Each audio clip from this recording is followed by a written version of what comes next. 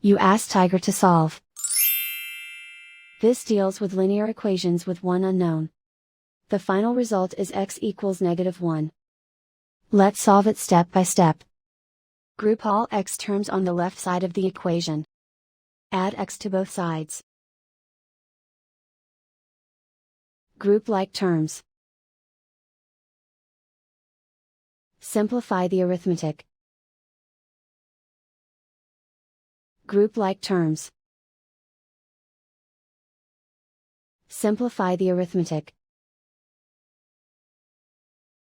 Group all constants on the right side of the equation.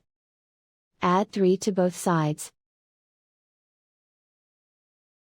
Simplify the arithmetic.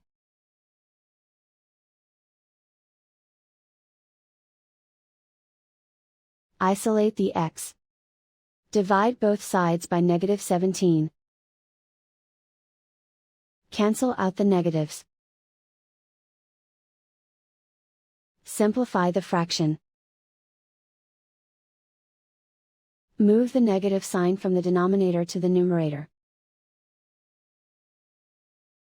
Simplify the fraction. And so the final result is x equals -1.